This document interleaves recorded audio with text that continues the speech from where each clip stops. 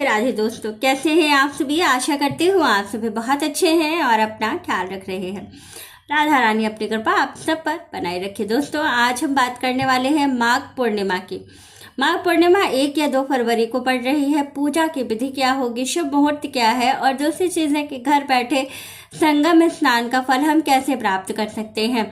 तो चलिए वीडियो शुरू कर लेते हैं और सारी चीज़ों को बहुत डिटेल में बताऊंगी, इसलिए वीडियो अंत तक ज़रूर देखिएगा और अच्छे से समझिए कि आपको क्या करना है, किन किन बातों का विशेष रूप से आपको ध्यान रखना है, कौन से नियम का पालन करना है। कुछ विशेष आपको उपाय बताऊंगी जिसको करने से आपको 100% इसका फल ज़रूर प्राप्त होगा। तो चलिए वीडियो शुरू कर लेते हैं। वीडियो अंत तक ज़रूर देखिएगा और अच्छे से सारी चीज़ें समझिएगा। फिर भी अगर आपको कोई ऐसी क्वेरी होती है तो आप मुझे कमेंट कर सकते हैं, मैं उसका रिप्लाई करने की 100% कोशिश ज़रूर करूँगी। तो सबसे पहली चीज़ आप ये जान लीजिए कि इसका पूर्णिमा का व्रत आपको किस दिन करना है, 1 फरवरी को या 2 फरवरी को।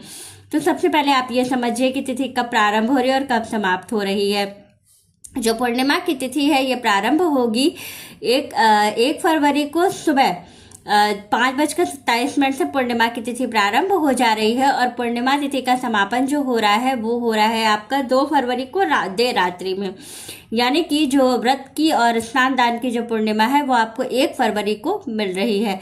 तो अब ऐसी स्थिति में 1 तारीख को आपको व्रत और स्नान दान सारी चीजें करनी है। जैसे कि आप सभी को पता है कि माघ के महीने में संगम स्नान का फल सबसे ज्यादा होता है और बहुत सारे लोग जो है संगम स्नान के लिए जाते भी हैं, लेकिन हर कोई जा सके, हर कोई कर सके, ऐसा संभव नहीं है। तो आपको ऐसी स्थिति में क्या करना चाहिए जिससे कि आपको संगम स्नान का फल घर बैठे प्राप्त हो सके। उससे पहले आप ये जान लीजिए कि जो पूर्णिमा की तिथि है इसमें चंद्रोदय का समय आपको क्या मिल रहा है। चंद्रोदय का जो समय है वो आपको मिल रहा है शाम को 5:26 पर। दूसरी चीज है कि पूजा का मुहूर्त। तो सबसे पहले आपको सुबह ब्रह्म मुहूर्त में करना है स्नान।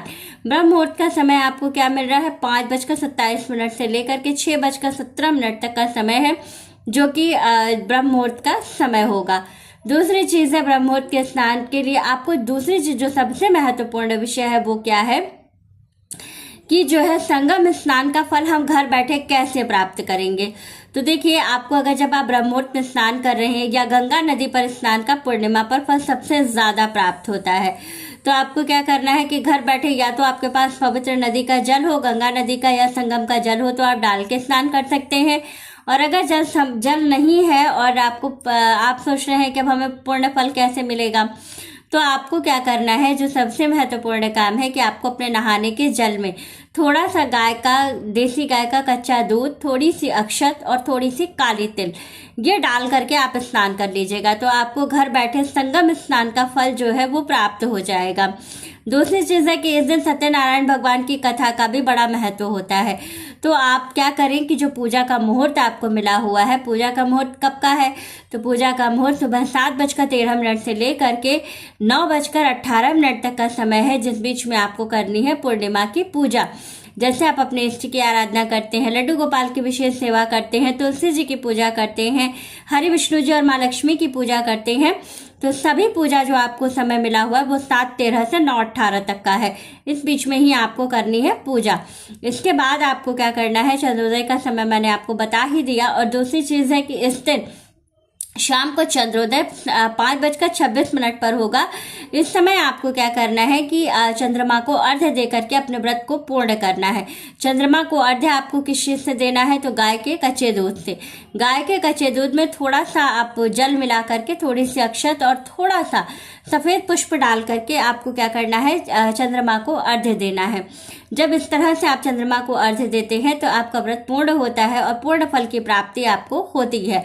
साथ ही जब ये सारी चीजें आप कर लें तो बहुत सारे लाभ आपको प्राप्त होते हैं। अब मैं बताने वाली हूँ आपको कुछ उपाय। जैसे कि अगर आप चिरकालीन लक्ष्मी का स्थायी वास चाहते हैं अपने घर में, तो आपको इस दिन क्या करना चाहिए। आपको सबसे पहला कार्य अपने घर में जो तुलसी जी का पौधा है वहां पर एक देशी घी का दीपक जलाना है और उसके अंदर थोड़ी सी आपको क्या करना है, अक्षत डालनी है। अक्षत और थोड़ी सी हल्दी डाल करके इस दीपक को बड़ा दीपक बनाइएगा ताकि वो अखंड जल सके। और आपको उसको अपने तुलसी जी के क्यारे के पास जो है वो प्रज्वलित कर देना है और कोशिश करना है कि वो दीपक पूरे दिन पूरी रात्रि ना बुझे। तो मतलब अखंड का मतलब हो गया कि उस दिन का पूरा दिन और पूरी रात्रि, तो आपको इस तरह से दीपक को प्रज्वलित करना है।